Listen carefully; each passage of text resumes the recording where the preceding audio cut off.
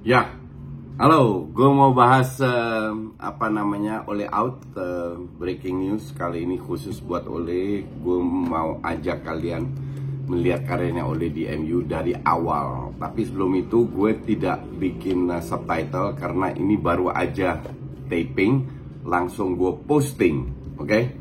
Jadi nggak sempet untuk bikin subtitle, mohon maaf masalah itu. Jadi gini, gue lagi lihat datanya dari Jebret Media, mereka posting di Twitter sebagai statistik sebagai caretaker United 19 Desember 2018 dia masuk sampai Maret 2019, oke? Itu persentase kemenangan 74%, menang 14, imbang 2, 3 kalah, berada di rank 3. That is good. Cuman kalian juga tahu atau jangan denial ya. Hampir semua caretaker yang masuk itu selalu survive, selalu bagus. Kenapa? Karena ini bukan pemain mereka dan semua tahu, dan mereka membawa angin baru. Mourinho pernah berapa kali, Husiding 2 kali, 3 kali bahkan diminta. Jadi sering kali terjadi bahwa caretaker ini bukan jadi sebuah parameter bahwa lu sukses atau tidak. Bisa juga gagal, kayak Ljungberg lah di Arsenal. Emery dipecat, gagal, akhirnya Arteta masuk. Oke? Bahkan Arteta waktu masuk pun gue kasih benefit of the doubt. Dalam arti silakan, selesai. Oke? Masuk ke 2019, season 2019-20, baru di situ gue nilai Ole. Ya. Nah, di season kan end up rank 2. Tapi fansnya yang kepala batu yang merasa Ole hebat kan bilang, oh ya rank 2, end up rank 2 itu doesn't mean anything. Lu harus lihat sikonya seperti apa.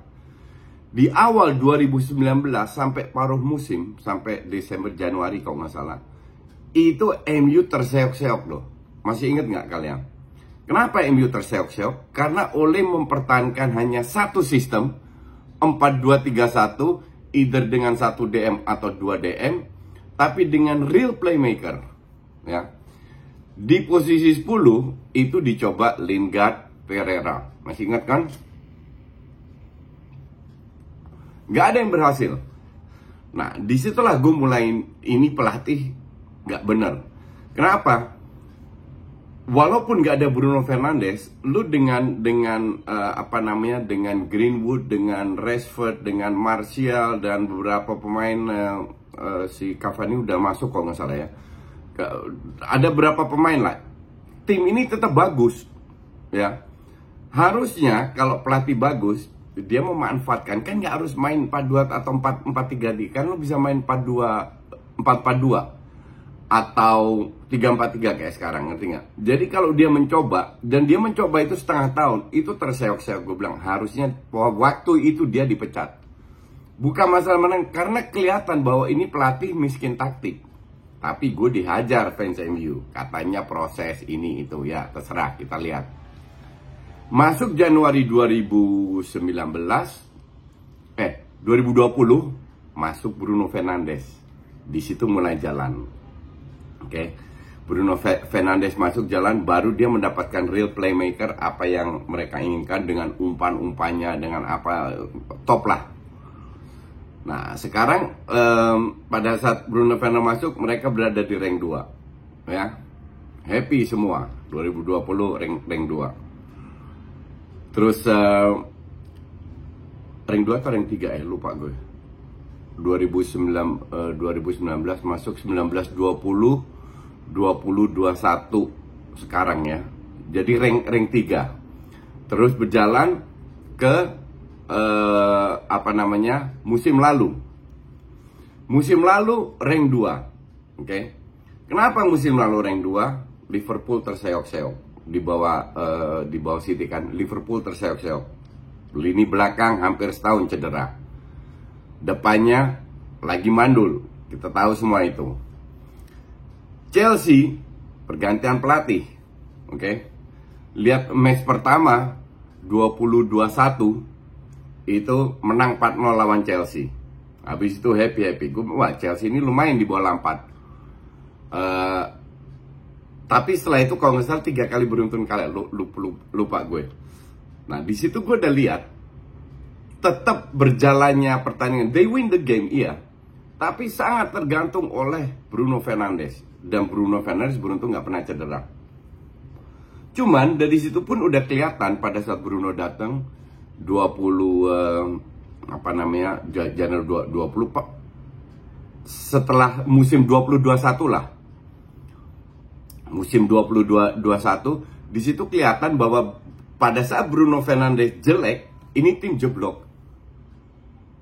Inilah tugas pelatih untuk membuat perubahan. Karena namanya pemain out of form kayak Maguire lah sekarang. Bisa terjadi. Tapi Maguire kan kontribusinya udah besar. Dia nggak punya solusi. Cuman karena menang di menit terakhir, skill individu, penalti, dan VAR waktu itu kan masih sangat pro MU. Oke? Fansnya hanya lihat skor doang. Selesai. Di situ gue udah bilang out. Enggak, gue bilang stay karena gue pengen lihat lawak. Tapi harusnya kalau gue jadi fans MU, gue akan bilang out. Orang bilang, oh ini proses. Proses itu iya, kalau ada progres. Yang ini sekarang terjadi proses 0.0, dari 0 ke 0. Masuk musim ini, 2021 dari rank 3, rank 2, orang sudah bilang, wah ini akan jadi juara, fans-fansnya ya. Ronaldo datang, Sancho datang, Varane datang. Ronaldo is a good purchase, oke? Tapi mereka juga harus sadar bahwa Ronaldo ini karena City nggak mau, ya. Jadi kebetulan dapat Ronaldo. Yang diincer-incer siapa? Sancho. Gue nonton Sancho berapa kali. Untuk gue Sancho itu value cuma 20-30 juta. Dikritik lagi gue. Fine, kita lihat.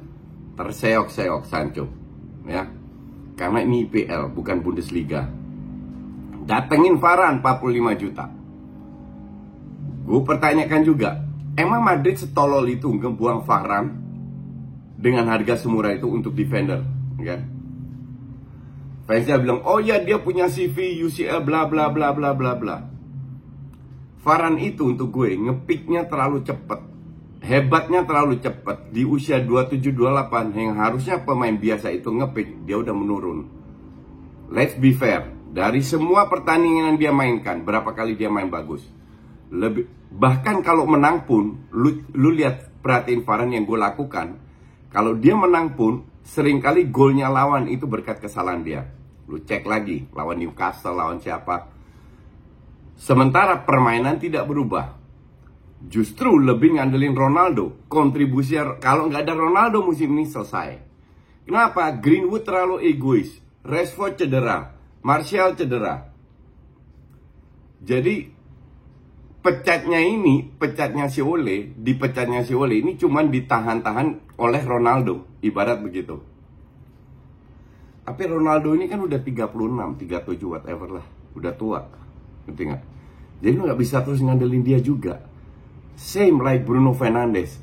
Yang harus dilakukan adalah membuat sistem berbeda sesuai dengan kapasitas pemain. Ini udah ribuan kali gue bilang. Dia punya Van de Beek, nggak dipakai sama sekali. Justru musim lalu kalau lu lihat, Van de Beek ini menggantikan Bruno Fernandes setiap kali jadi sub, gantikan Bruno. Ya, kan aneh kalau lu gantikan Bruno Fernandes. Perannya Van de Beek bukan seperti itu. Nah, kemarin lihat, ada Van de Beek, ada Ronaldo, ada Fernandes. Tugas Van de Beek justru cari ruang.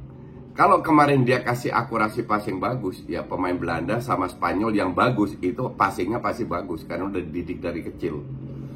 Nah, kekalahan beruntun bukan masalah 0-5 atau 4-1 atau apa. Dari sisi permainan, lawan West Ham itu beruntung mereka menang karena di detik akhir West Ham gak cetak gol. Sadar nggak? Permainan jelek. Kalau menang pun lawan Spurs menang, mendadak menang. Kalau orang bilang progres, iya kan mereka nyerang. Mereka nyerang itu sewajarnya. Lu lihat dong skuadnya. Gak ada pelatih pun mereka akan nyerang. Yang jadi masalah, kenapa harus ada pelatih dengan skuad bagus? Contoh paling bagus Pep, paling bagus Klopp. Pada saat nggak jalan, mereka punya beberapa sistem, dan sistem itu kelihatan. Lu nggak harus ngerti bola banget. Orang yang nggak ilmu bolanya pas-pasan, ngelihat Liverpool main, ngelihat City main, udah kelihatan. Pakemnya itu jelas. MU nggak ada sama sekali. Tambah lama tambah menurun karena ngandelin skill. Dan akhirnya 1-2 bulan yang lalu dia ngaku sistem dan strategi kita mah biasa aja, tapi kita punya pemain hebat. Akhirnya dia mengakui yang gue selalu katakan yang nggak bisa diterima oleh fans kardus MU. Akhirnya Ole sendiri mengakui bahwa strategi timnya itu nggak ada apa-apa, textbook banget. Tapi dia punya pemain yang bisa membuat perbedaan. True, tapi sampai kapan? Ini namanya juga pemain, juga manusia dengan emosi, dengan flesh and blood, bisa cedera, bla bla bla bla. Sampai kemarin gue tweet, lo boleh cek gue. Nggak usah kalah, seri aja. Ini udah krisis di dalam MU. Apalagi dibantai. Jadi, there is no choice. Nggak ada pilihan lain. Bukan karena permainan, bukan karena 10 orang. Murni karena pemain ini udah nggak termotivasi lagi. Murni dia sudah tidak bisa mengontrol para pemainnya. Oke, lu nggak bisa salahin Maguire dengan red cardnya. Ya. Maguire lagi bapuk banget. Dan gue bilang sikapnya yang pada saat dia cetak gol lawan Albania bilang begini, seolah-olah mana tuh yang haters gue. Itu sikap yang sangat keanak-anakan. Sekarang kemarin kena red card. Babak pertama kalau penalti masuk itu udah 3-0 loh. Ya. Lawannya Watford. Oke. Watford kalau lu perhatiin di babak pertama berapa kali dapat peluang counter, passingnya ancur-ancuran. Separah itu MU. Di luar 4 atau berapa, Watford memang layak menang, layak unggul. Apakah Watford hebat? Kagak ada hebat-hebatnya. Gak ada hebat-hebatnya. MU ini yang sekarang menjadi menurut gue ya tim mediocre di bawah Ole, sementara kualitasnya itu Ferrari. Oke.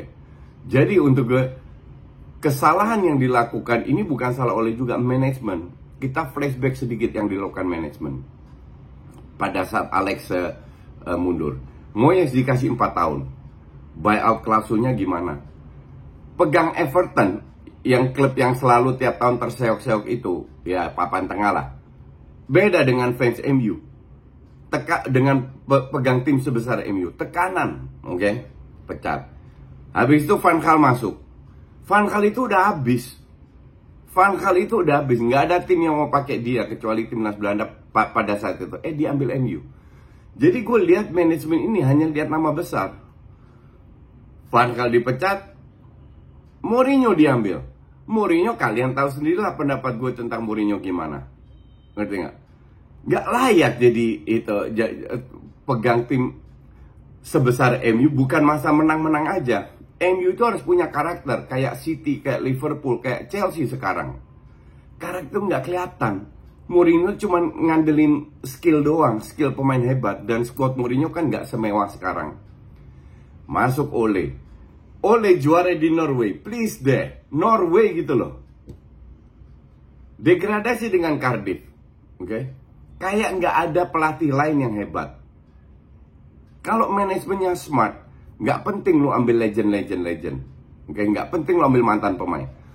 Lihat pemain pelatih yang bagus mana? Itu kan pelatih Jerman. Kenapa nggak ambil Flick lah, Low lah, whatever lah?